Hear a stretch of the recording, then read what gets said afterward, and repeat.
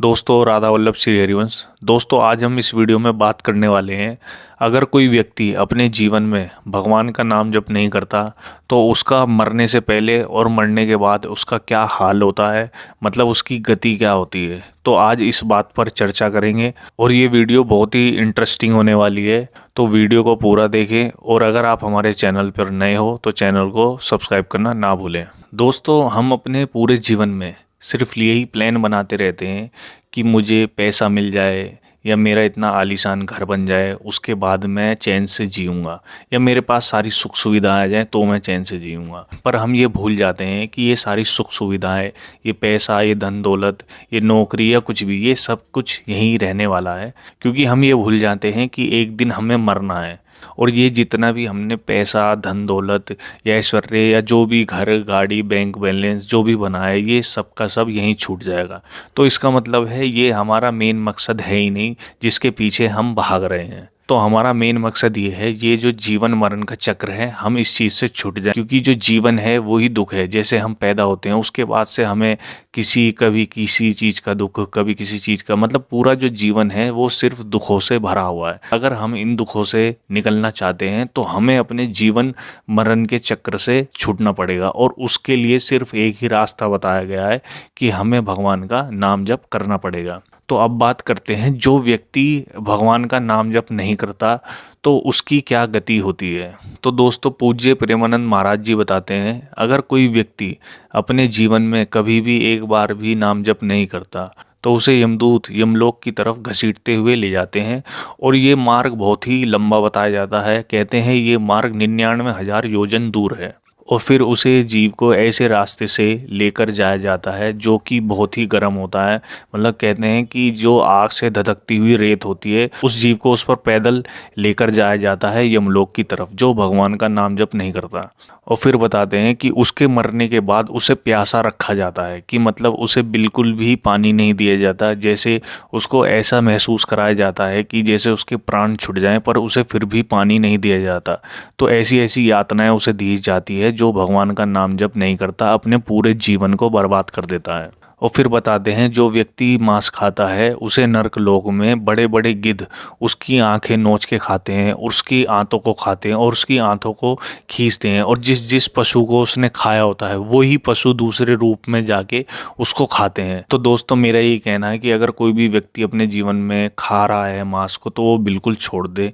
क्योंकि देखो, अगर आप किसी की जानवर की या जीव की हत्या करके आप उसको खा रहे हो, चाहे आप हत्या नहीं कर रहे, आप उसको खा रहे हो, तो उसका पाप आपको भी लगेगा। तो इसलिए मांस खाना त्याग दो, नहीं तो मरने के बाद आपके साथ ऐसा हो सकता है। तो काफ़ी लोग फिर ये सोचेंगे कि मरने के बाद तो हमारा शरीर ही खत्म हो जाता है, हमारे पास आत्मा ही होती है, तो फिर हमें दर्द कैसे महसूस होगा।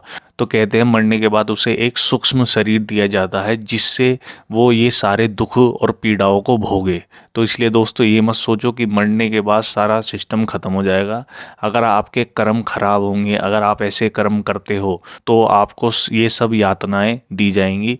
तो इसलिए इन यातनाओं से बचने के लिए जो भी आपके पाप कर्म है उन्हें छोड़ो और ज़्यादा से ज़्यादा नाम जप करो, जिससे जो भी आपके पाप कर्म है वो बिल्कुल ख़त्म हो जाए। और दोस्तों, फिर बताते हैं, जब वो व्यक्ति अपने नरक के सारे पापों को भोग लेता है तब उसे दोबारा धरती पर भेजा जाता है किसी भी माता के गर्भ में, और इस गर्भ को भी नरक बताया है। तो ऐसा कहते हैं, जब कोई जीव गर्भ में होता है तो वो एक बंद पिंजरे में जैसे कोई पक्षी हो उसकी तरह होता है। वो मतलब मुड़े हुए आकार में होता है, जहाँ उसके एक तरफ मल होता है, दूसरी तरफ मूत्र होता है।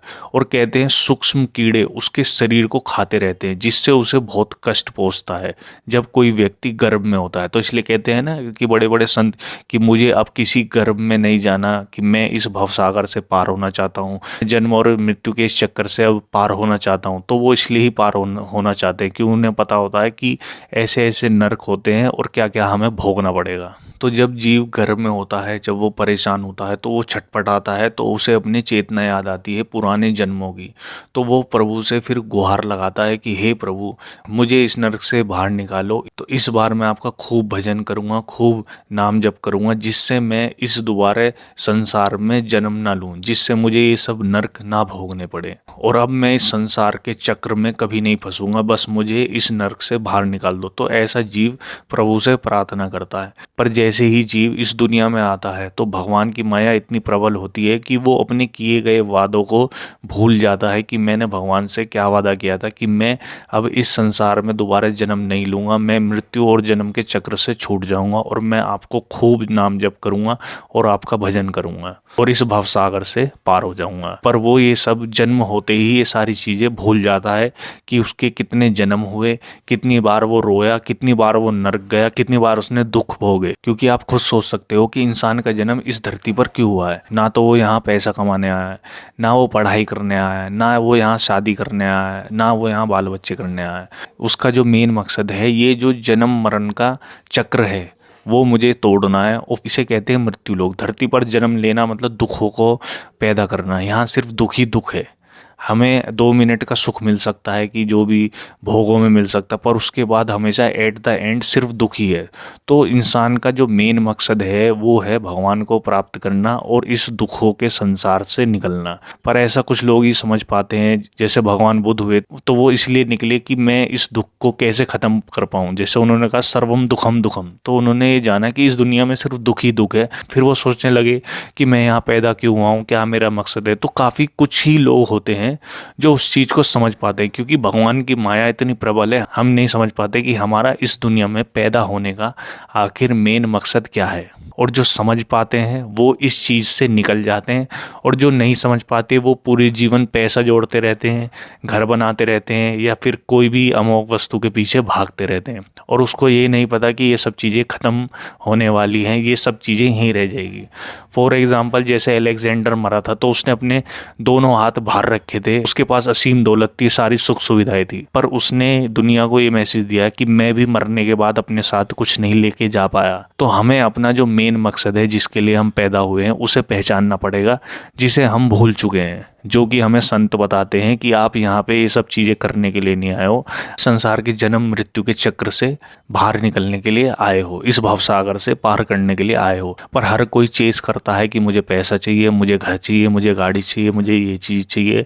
ऐसा नहीं है कि भाई ये चीज़ें प्राप्त करने के लिए हम ना कोशिश करें ना मेहनत करें, पर इसका ये मतलब नहीं है कि जो हमारा मेन मकसद है वो हम भूल जाएं। तो दोस्तों, मैं ये नहीं कहता कि जो हमें वर्क मिला है, जो हमें काम मिला है अपने घर में, या हम अपनी नौकरी छोड़ दें या हम अपने काम को छोड़ दें, हम उन कामों का निर्वाह करते हुए भगवान का नाम जप करें, जिससे हम इस जन्म मरण के चक्कर से बाहर निकल जाएं और हमें जो ये सब नरक की चीज़ें हैं ये सब ना भोगनी पड़े।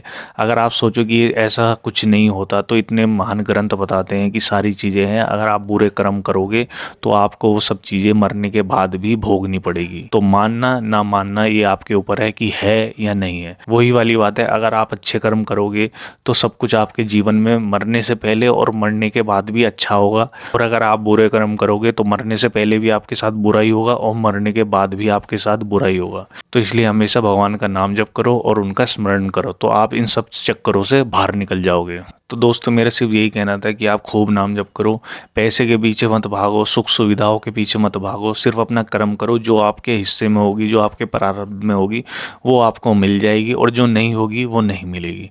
तो इसलिए जैसे चल रहे हो चलते रहो। जैसे महाराज जी बोलते हैं कि सफलता सफलता सिर्फ 4 दिन की है, हमेशा असफलता रहे ऐसा किसी के साथ नहीं हो सकता। कभी ना कभी हमें सफलता जरूर मिलेगी। तो इसलिए भगवान का नाम जप करो और भगवान का स्मरण करो। तो दोस्तों, यहीं के साथ इस वीडियो को समाप्त करते हैं, फिर मिलते हैं नेक्स्ट वीडियो में। तब तक के लिए राधा वल्लभ श्री हरिवंश।